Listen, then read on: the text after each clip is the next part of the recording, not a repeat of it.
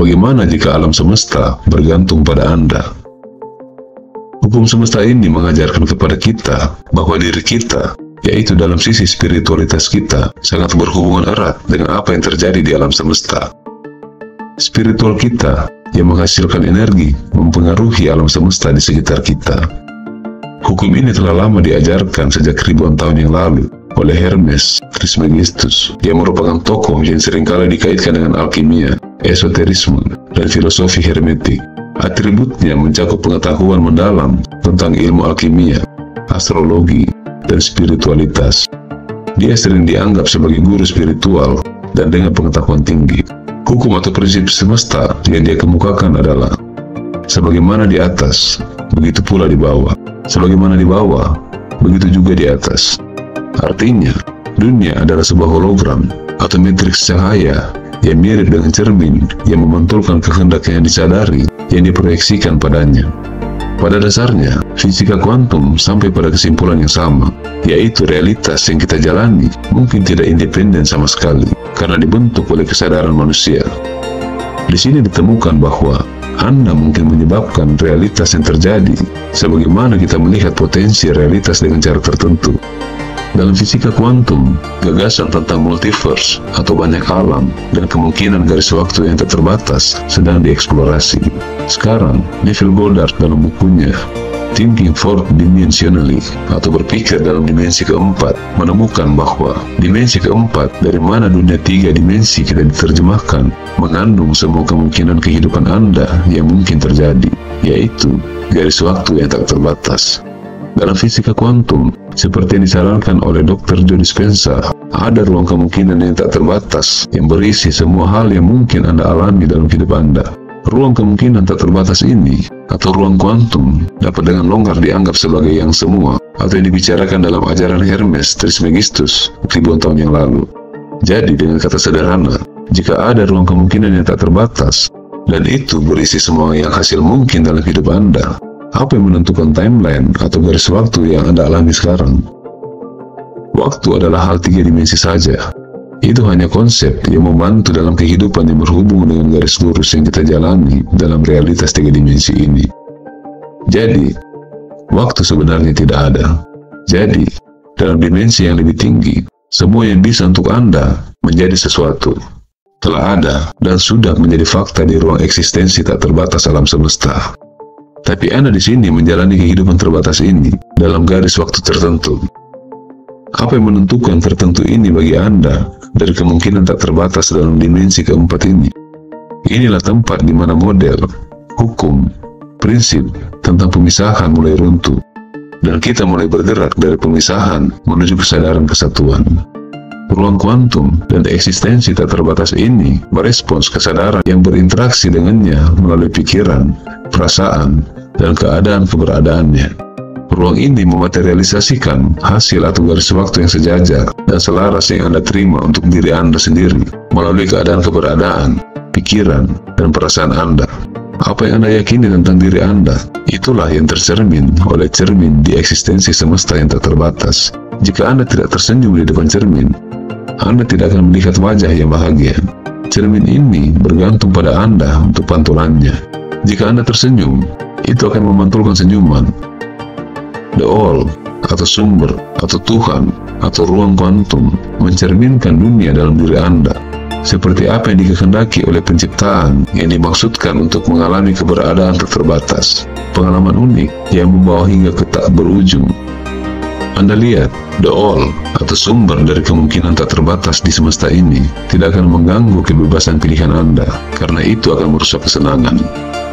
The All, atau ruang kuantum, atau eksistensi tak terbatas ini, ingin mengalami petualangan yang unik dalam hidup dengan fokus pada Anda. Kebebasan pilihan Anda tersedia kapan saja.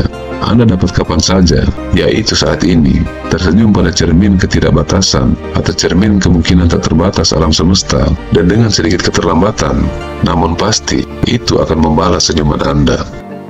Fase keterlambatan itu hanya dalam dunia tiga dimensi, karena pengalaman ini bersifat garis lurus dan harus mengikuti serangkaian peristiwa dengan tindakan untuk menuju perubahan dalam cermin. Dan pada akhirnya, itu harus mencerminkan apa yang sedang dihasilkan oleh individu padanya. seperti yang diterjemahkan dari dimensi keempat, di mana itu sudah menjadi fakta yang akan Neville bicarakan. Jadi, jika Anda bertahan dalam asumsi tentang siapa yang ingin Anda menjadi, cermin harus patuh. Cermin ini tidak memiliki kehendaknya sendiri. Jika ada, maka tidak akan ada pengalaman yang otentik atau asli dari The All atau kesatuan semesta. The All atau kesatuan semesta bermaksud untuk mengalami bagaimana rasanya menjadi Anda pada saat ini atau menjadi satu, dan itu tidak bisa menjadi pengalaman jika dia memaksakan kehendaknya pada Anda. Dalam dunia ini, ada seperti layaknya tirai yang menutupi kita semua untuk mensimulasikan pengalaman yang otentik. Ini seperti Anda dengan sukarela membiarkan diri Anda dicuci otak untuk bermain game realitas virtual demi mengalami pengalaman yang paling otentik. Ketika Anda mengakses dan memasuki ruang kuantum yang tak terbatas ini, Anda akan benar-benar merasakannya dan seolah-olah itu nyata. Dan jika Anda tahu itu hanya sebuah permainan, Anda tidak akan terlalu takut untuk hidup Anda, karena Anda tahu diri sejati Anda tidak akan terluka. Inilah sebabnya mengapa hidup Anda di sini terkadang bisa terasa keras, dan kita melihat sekeliling dan bertanya-tanya, bagaimana Tuhan bisa mengizinkan ini? Nah, sekarang Anda tahu bahwa Tuhan bukanlah entitas yang terpisah yang melakukan ini pada Anda. Anda dan saya melakukan ini pada diri kita sendiri dengan menggunakan hukum kehidupan. Bahkan, jika Anda bermain gila di depan cermin ini, dan cermin ini akan menunjukkan Anda sebagai orang yang gila. Tapi dengan begini, tidak dapat menunjukkan Anda sebagai orang yang sukses dan bahagia. Beberapa tahun yang lalu, yang saya inginkan hanyalah kebebasan, karena saya merasa sangat terjebak dalam hidup saya, dan dunia membuktikan hal tersebut kepada saya. Kemudian, saya secara tidak sengaja menemukan karya-karya Neville Goddard. Pada saat itu, saya tidak bisa memahami sepenuhnya gagasan bahwa Tuhan yang penuh kasih sedang menghantui saya dengan semua rasa sakit ini. Entah saya melakukan sesuatu yang salah, atau apa yang telah dikatakan kepada saya tentang Tuhan adalah salah. Tapi lihat, Tuhan seperti menyampaikan ajaran Neville kepada saya karena kemurahan hatinya. Seperti yang saya asumsikan dulu, karena saya pernah diberitahu bahwa Tuhan adalah entitas terpisah dan memiliki kehendak, serta memutuskan siapa yang akan diselamatkan dan siapa yang tidak akan diselamatkan. Saya menanyakan pertanyaan kepada cermin, dan cermin merespons seperti apa yang dikatakan oleh Neville. Lalu saya melanjutkan dengan menyajikan ke cermin tentang kebebasan dan kesadaran, dan cermin merespons kembali. Perlu diingat, lingkungan saya yang membuat saya merasa terjebak tidak berubah, tetapi yang berubah adalah dunia dalam diri saya. Saya tinggal dengan orang-orang yang mengasihi dan menyayangi saya tanpa syarat, dan menyediakan apa yang saya perlu. Tetapi saya tidak pernah pergi keluar dalam periode waktu tertentu, bahkan jika saya pun keluar dari tempat tinggal, seperti terasa hampa. Mengapa? Karena saya merasa terjebak dalam pikiran saya. Dan ternyata, ada begitu banyak hal luar biasa di sekitar saya yang bisa saya nikmati secara gratis, tetapi saya tidak melakukannya karena saya adalah orang yang merasa terjebak dalam hidup. Jadi, saya tidak bisa melihat semua hal yang luar biasa di sekitar saya. Kemudian dalam waktu yang seolah-olah instan, ada perubahan dalam diri saya. Saya mulai memperhatikan semua kebebasan di sekitar saya. Semua peluang di sekitar saya muncul di depan saya seperti sihir, yang sebenarnya sudah ada sejak dulu.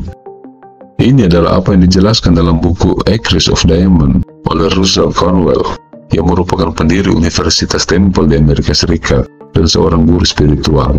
Dalam cerita itu, seorang pria merasa tidak puas dengan hidupnya setelah mendengar cerita kekayaan yang dialami petani lain yang menemukan berlian di tanah mereka dan menjadi kaya lebih dari mereka bayangkan. Kemudian karena dia melihat itu, dia menjual propertinya kepada seseorang dan pergi mencari berlian tanpa menyadari bahwa propertinya sendiri memiliki berlian yang tersebar di sana-sini.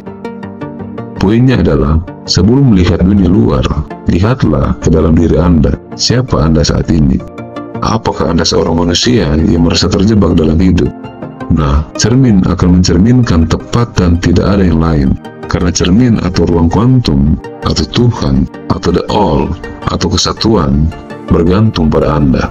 Anda adalah kapten kapal Anda, penguasa takdir Anda sendiri. Jika Anda masih bersama saya mengucapkan banyak terima kasih. Dan saya harap pesan ini bisa bermanfaat untuk Anda. Saya harap Anda memiliki hidup yang luar biasa dan menikmati kehidupan yang berkelimpahan tanpa batas. Semoga hari-hari Anda luar biasa. Terima kasih. Salam.